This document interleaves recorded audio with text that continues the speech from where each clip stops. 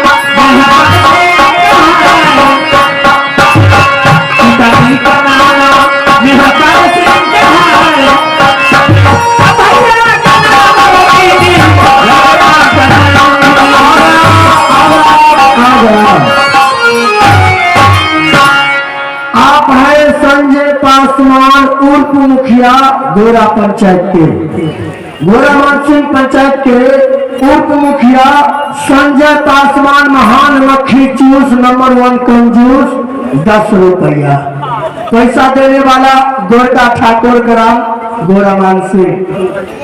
इनके तरफ से महान मक्खी चूस उप मुखिया संजय पासवान जी की तरफ से 10 रुपया।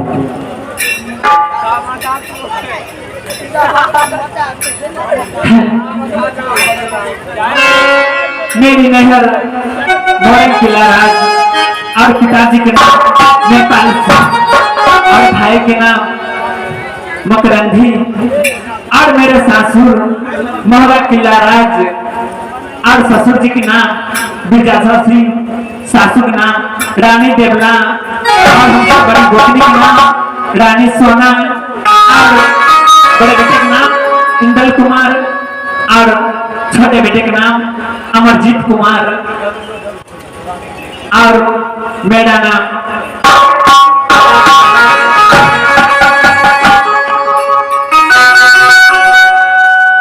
आहो धुली डगरिया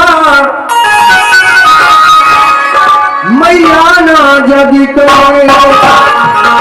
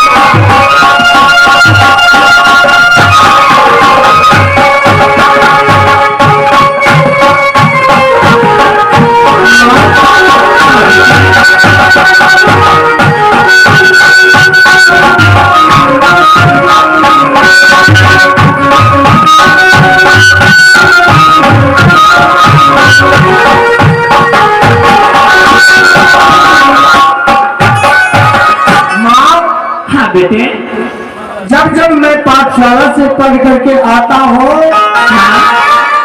तो मैं वहीं से यात्रा बनाता हूँ मैं कि पहले माँ के हाथ से भोजन करूंगा, उसके बाद पिताजी के पास जाऊंगा। हाँ बेटे, और मैं भी सोचती रहती हूँ कल मेरा अमरजीत कुमार पाठशाला से आएगा और मेरे हाथ से भोजन करेगा। माँ ये हाँ। बता कि आज पिताजी को नहीं देख रहे हैं।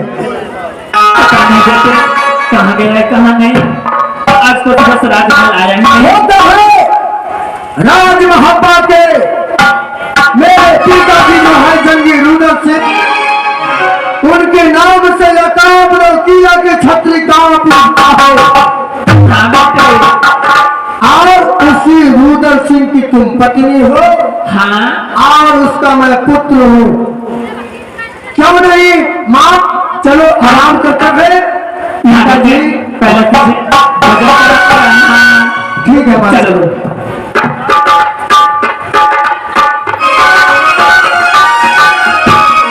महारानी सुनो, प्रणाम स्वामीनाथ। आशीर्वाद है। कुछ मालूम है, कुछ पता चला है? क्या? कुछ नहीं पता चला है। नहीं स्वामी, मुझे तो कुछ नहीं पता है। महारानी हाँ ये काम वकील राज में हाँ चाहे जितने की छत्री था सभी बोल रहा था कि रुद्र सिंह ये पुत्र है, लेकिन मैंने राजमहल में आज कुछ काम किया है। क्या काम किया है स्वामी? काम नहीं किया है, अमरजीत का उपलक्ष्य में राजमहल को मेला लगाया है। 14 कोस 12 कोस 14 मेला। क्या स्वामी मेला लगाया है? हाँ, इसलिए यह काम रखना की छत्री कहेंगे कि रुद्र सिंह ये पुत्र नहीं है। रुद्र सिंह के पास में पुत्र अमरजीत कुमार है। हाँ स्वामी, लेकिन मेरा एक शर्त है। क्या शर्त है स्वामी? शर्त है वही, क्या? महारानी बड़े भाई साहब का देश मिला कि रुद्र सिंह राजमहापा में तुम मेला लगाओगे, हाँ ये मेरा कबूल है। लेकिन राजमहापा को कोई सेनापति न इंद्र न अमरजीत न रुद्र न देवा पंडित न रानी सोना न कोई नहीं मेला में प्रवेश न करेगा। क्यों स्वामी? और ऐसे कुछ शक हो गया कि हो सकता है एक वकील राज में छत्री है, छत्री की चक्कर देता है अंदर से। राजमहापा पे हमला कर दो, कोई बालक उठा कर लेकर चले जाएंगे। स्वामी ये बात तो सही है ना? सही है? हाँ। ओ माँ, अरे क्या हुआ? क्या अमरजीत कुमार ही है? हाँ अभी पाठशाला से तुरंत आए हैं। अच्छा हाँ ठीक है। ये क्या चीज का हल्ला हो रहा है महल के अंदर? अरे कुछ चीज का हल्ला नहीं हो रहा है, आराम से बैठे रहो।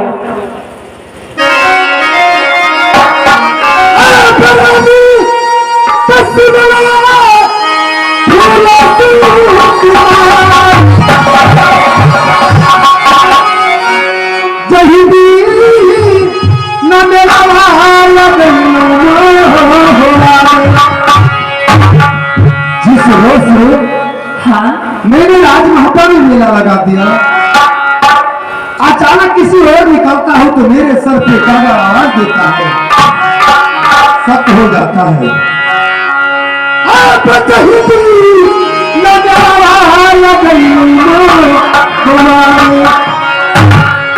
असर पर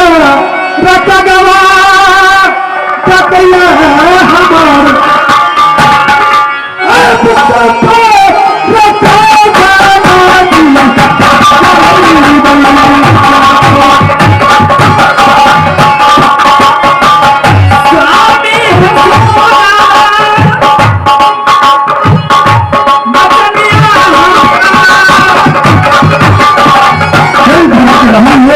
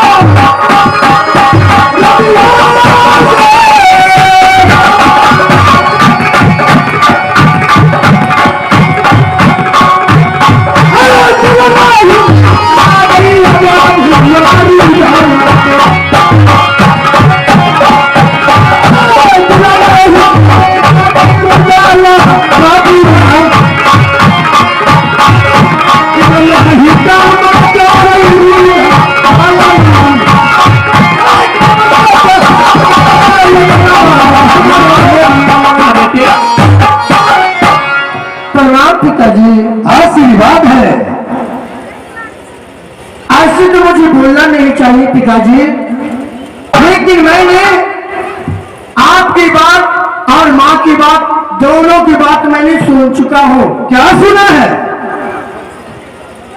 मैंने यही सुना हूँ पिताजी कि आपने मेरी उपलक्ष्य में राज महापा में बहुत बड़ा मेला लगा है।